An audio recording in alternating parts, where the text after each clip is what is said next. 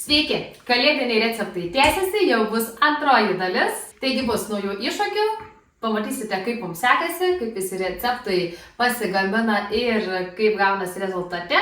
Ir truputį įneškime į mūsų virtuvę daugiau jaukumo. Pasikurkime žvakę, kad ji šildytų mus gaminant.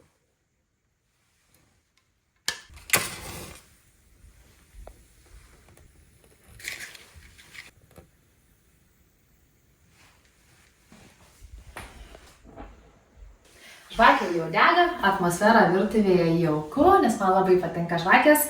Pasigaminsime labai gaivias salotas su apelsinais, spanguolėm, riešutais, feta. Bus taip ir rūgštu, ir saldu, ir kartu bus labai skanios salotos. Taigi, einame gaminti. Turėjo būti gražiai pasukta, ne visada gaunasi. Gerai, varom gaminti.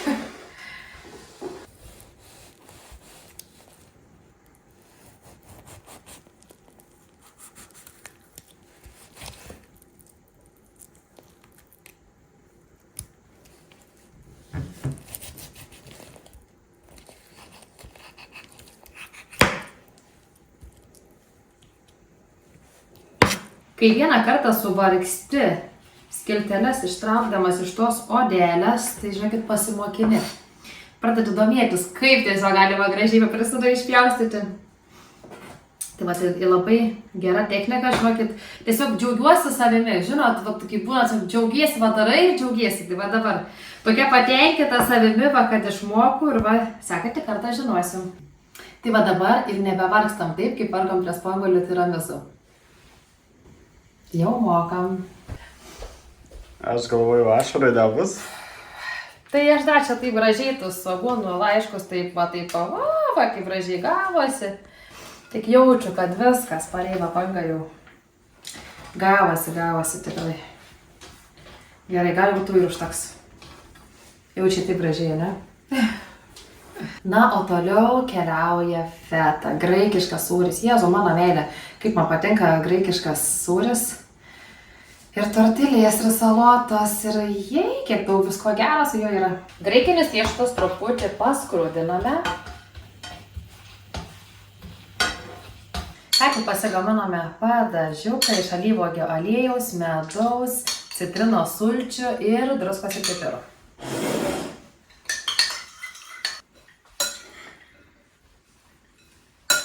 Na ką, ir viskas, apjungėme visus ingredientus su šiuo padažu ir salotos yra paruoštos, va tik tiek.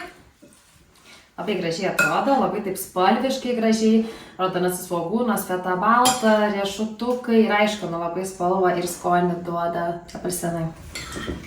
Tai va, tai keikime į lėkštę ir ragaujame.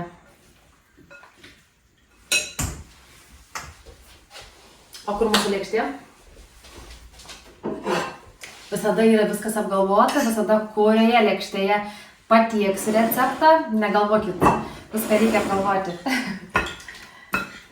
Tai va, nu ką, ir kepam.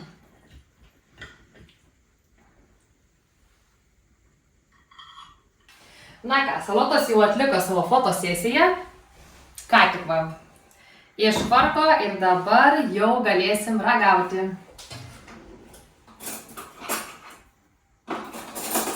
Kur mano šakutė. Labai gražiai atrodo. O ragausim tai kitame filmavime. Keli paprasti ingredientai, bet salotas nuostabios.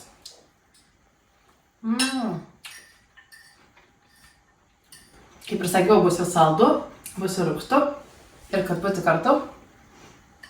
Bet kaip dėrėsim prie antienos, kalakutienos, prie vištienos, prie tokių visų paukštinių, tų mėsų, pasaka, žinokit.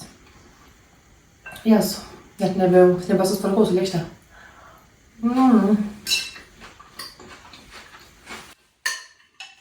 Pasitikėkit, jos tikrai yra nuostabios. Ir kokios išvaizdžios, pažiūrėkit, kokios spalvos. Viskas eina valgyti. Aš tau truputį dėsiu, o sau daugiau pasiliksiu.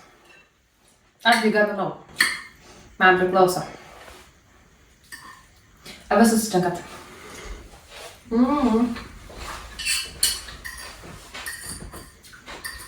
Nuostabu.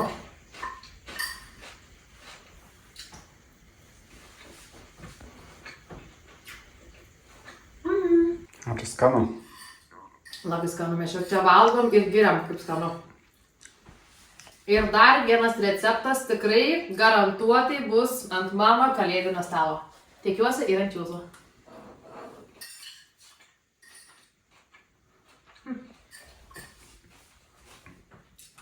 Šį kartą noriu jums pasiūlyti 2 skirtingas brusketas. Tai viena būtų gaivi, būtų su avokadu, su feta sūriu ir granatais, ir kita būtų tokia kremiška, šilta, su pievagrybiais. Tai va, tai šiandien parodysiu, bus nesunku jas paruošti, truputį supjaustimo bus, sunkiausia tikriausiai badėti, o daugiau tai viskas paprastai. Tai einame gaminti, bet pirmiausia, dar pasidarome atmosferą tokią dar šiltesnę, malonesnę. Ir turime žvakę jau užsidegę ir porą eterinių lašų, apelsinų ir cinamono. Visą atmosferą padarys dar labiau šventišką. Na ir viskas, kitą kartą kiek tai reikia. Ir galime eiti gaminti. Kur peilis, mama?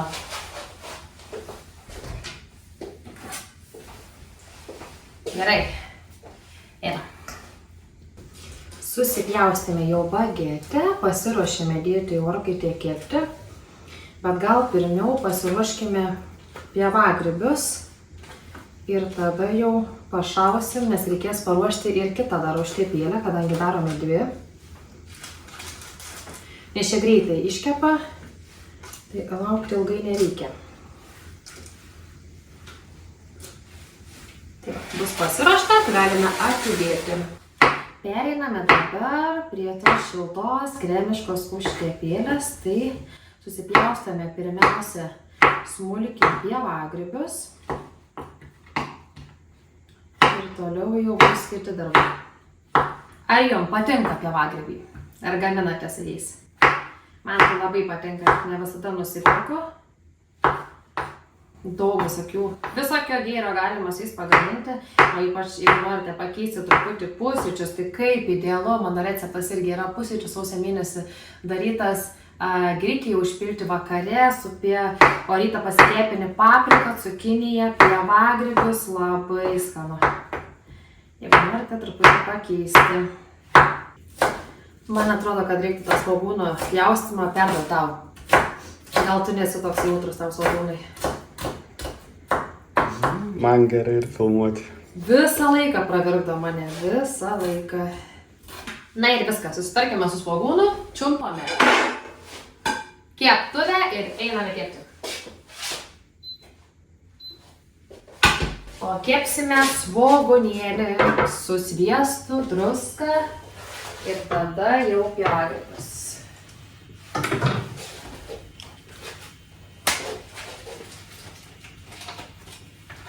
Kaip man patiktų žongliruoti gražiai, reikia išmokti tokius kursus praeiti maisto žongliravimo, nes man taip patinka žongliruoti maistu, bet čia taip prisižongliravau peiliu, kad dabar stalas turi savo istoriją.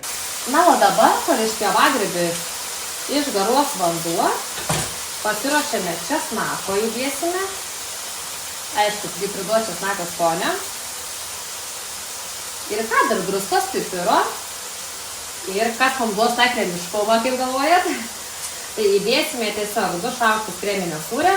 O jeigu turite grietinėlės, tai tiesiog įpilkite grietinėlės. Irgi bus gerai. O dabar ruošiame jau sekančią užtepėlę.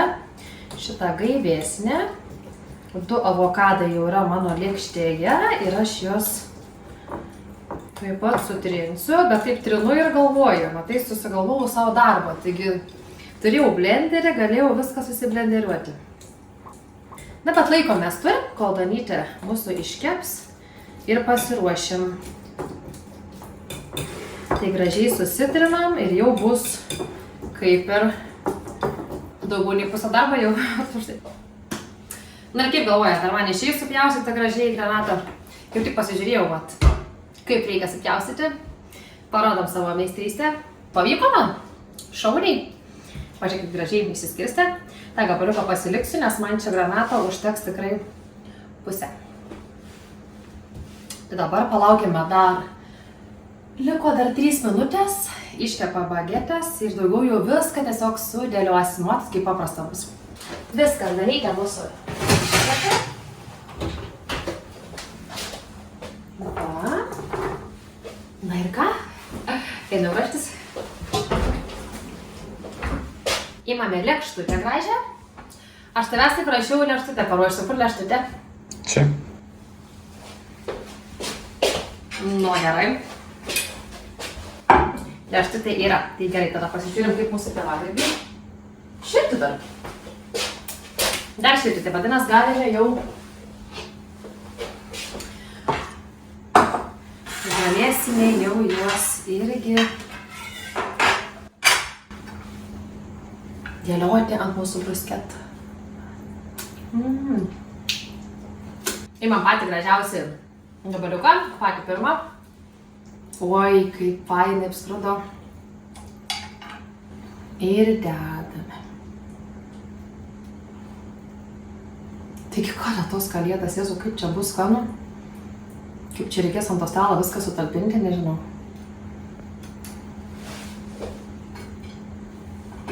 Ką čia darot? Tai va, tas granatus, kol sudėliavau, žiūriu, kad aš šiek tiek prisivariau sulčių į tą lėkštę, kad tenka va taip išimti vėl viską, išsivalyti vėl lėkštę ir tada dėti per naują. Nu, bet jau kas Jėzui, mes čia kur skubam. Tiesiog mėgaujamės maisto gamybą. Ir ką, ir dabar liko petruškos. Papuošime. Na ir viskas, užbaigiamoji. Papuošėme petražolėmis. Ir va, kokia spalvinga gavosi lėkštutė. Eisime nufotografuoti. Ir ragausim tada jau viskas.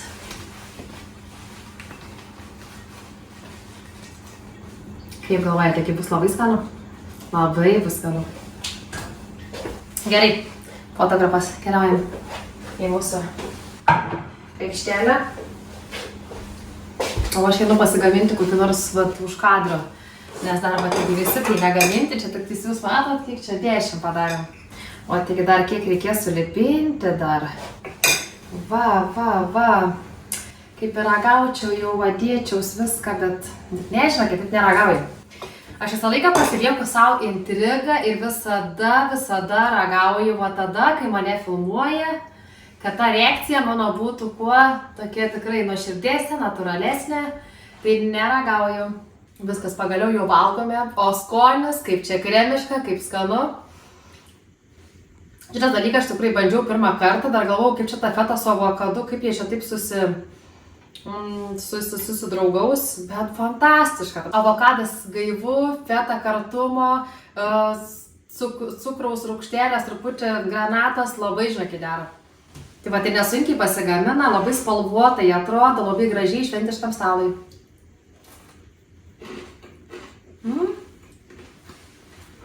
Nu ta, tai ingredientų turi, yra brusketų kepti, visko yra. Tešam, man tik čia gal užteks. Reikės pirkti dar vieną stalą, kalėdom, kad viskas sutilptų. Nes viską, ką gaminam, viskas labai skanu. Ne, einam valgyti, kol dar yra. Jeigu norite kažko lengvo ir skanaus, tai šis receptas tikrai jums. Traškus bulvių krepšeliai su kiaušininiu įdaru ir silke puikiai papuoš stalą. Tai va, tai eisime gaminti, pirmiausia įsivirsime bulves ir tada toliau viskas paeiliui vyks. Stebim. Kur katlis? Einam. Prisės vandens. O dabar, kol verda bulves, pasiruošime kiaušinių masę. Toliau keliauja svogūnų laiškai, truputis gardaus majonezo, druskas pipiro ir bus paruošta. O kiti ingredientai tiesiog susipjaustys ir pasitieks ant viršaus krepšelių. Tai einame dirbti. Nedraugauju su svogūnu visiškai. Ajetu, visada reikia verktis. bepjaustant. Dabar jau perėmė prie silkės. Tai va, visą darbą jau ir atlikom, kol verda bulvės, tai beliks tik tais, kai bulvės išvirs, padaryti krepšelius, pašauti į orkaitę, laukti, kol traškiai apskrus ir tada jau mes įdėsime kiaušinio masės, pagardinsim silkės, svogūnų ir garstyčiam. Vada. Dabar galim eiti pailsėti. Labai daug nudirbom. Einam, paskrolinsim. Na ką, viskas. Bulvės jau išvirė. Einam tvarkytis.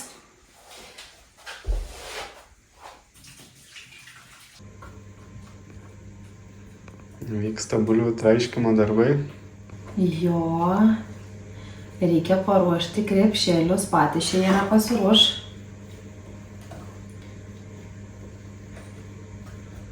Oi. Nefilmuotam.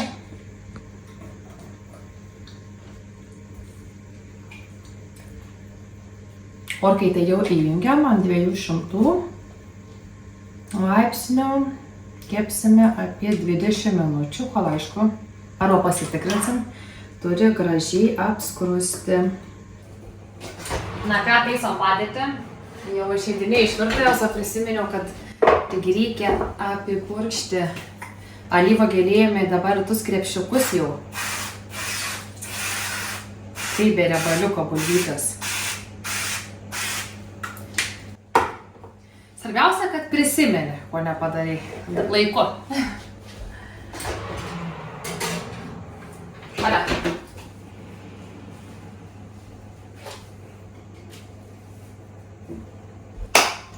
Valiau. Na ką, tai matom, kaip gražiai apsrudo mūsų bulvės, tai dabar lauksim, kol atvės, kad išimtumėm gražiai iš šitos formos ir nesusigadintų mūsų krepšeliai. Ir tada jau užpildysim kiaušinio masę ir pagardysim kitais likusiais ingredientais. Tai einam dar laukti ir pasiilsėti. Įdarinėjame jau bulvių krepšelius. Na, labai gražiai atrodo tas bulvių toks apskrudimas. Bet kvapas, žinokit, viskas šitas vaizdas, tai vaizdas, bet koks kvapas virtuvėj.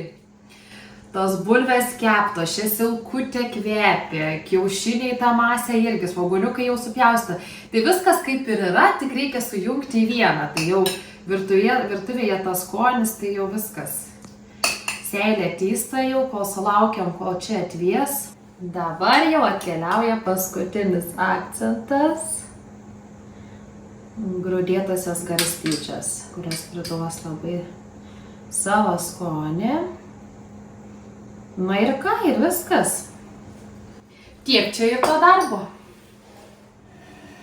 Ypač kai sumontuojam, padarom titulą, kad tiesiog 1, 2, 3, 4, 5, viskas, eini valgai jau.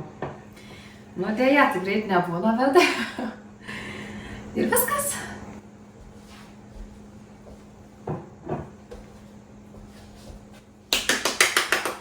Gerai, viskas, einam, suformuojam dar tie, kurie netilpa į lėkštutę, nes aišku reikia gražiai parodyti. Dabar dar 5 dar liko čia. Pabaigti reikia dar. Labai skanu šis bulvių krepšelis. Labai, žiūrėkit, jau baigiu suvalgyti. Labai, žinokit, visas tas skonis, ta bulvikė tokia traški. Pats kiaušinio visa ta masė tokia kremiška.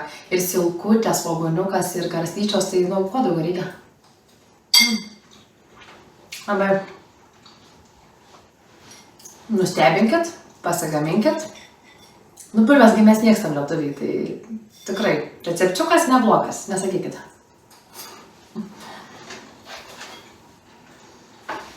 Na gerai, dabar einam valgyti ramiau. Vėl mūsų pietai, vieną per pietus gaminam. Ir pietai jau po 3 va, ir pietai. Adios! Vis galvojau apie šį receptą, kad reikėtų padaryti labai gražų, šventišką, spalvingą su ryžių lakštais. Pirmą kartą iš tikrųjų darysiu šį receptą. Nesu nieko gaminus su ryžių lakštais, tai vad gaminsime kartu. Žiūrėsim, kaip mums seksis, ingredientai tik tais keli, tai labai palengvina patį gaminimą. Matom. Baigėme pasiruošti įdarą iš lašišos, mangų ir aštraus čili padažo. Na, šiandien bus truputį tokia azijietiško skonio, ne? Bus labai skanu, man asmeniškai patinka labai azijietiška virtuvė, tik dar aš palyginus labai mažai gaminu. Tai va, susimaišėm, paruošta ir galėsime pereiti prie ryžių.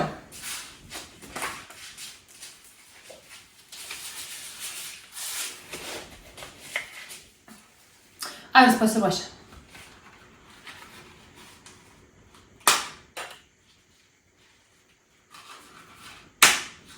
Ups.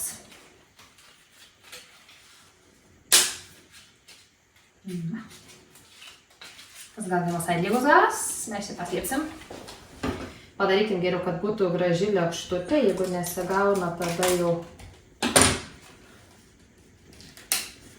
susitvarkykim, kad būtų tokie daugmaž gražus lakštai. Lakštai jau pasigaminome ir einame juos kepti augalinėme aliejuje.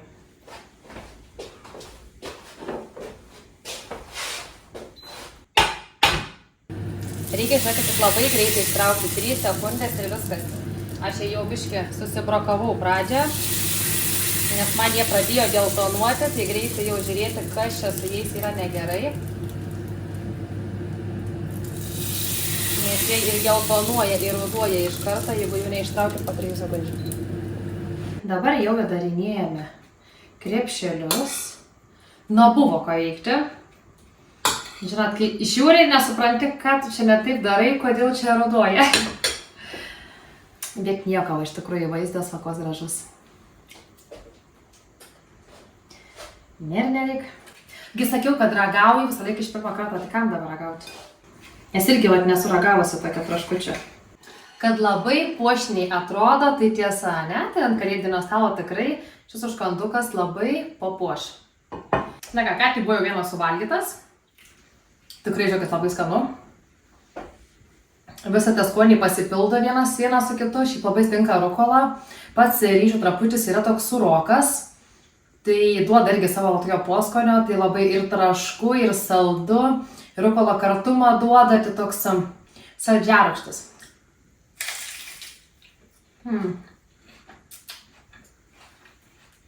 Bet svarbiausia, kaip atrodo puošniai.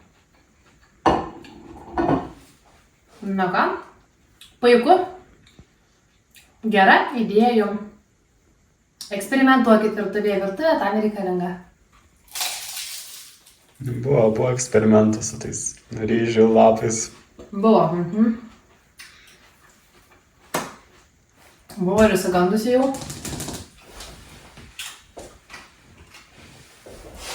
Nes gaunasi va taip, jeigu jau perlaikai, viskas jis geltonuoja. Tai nedarykite tokios klaidos.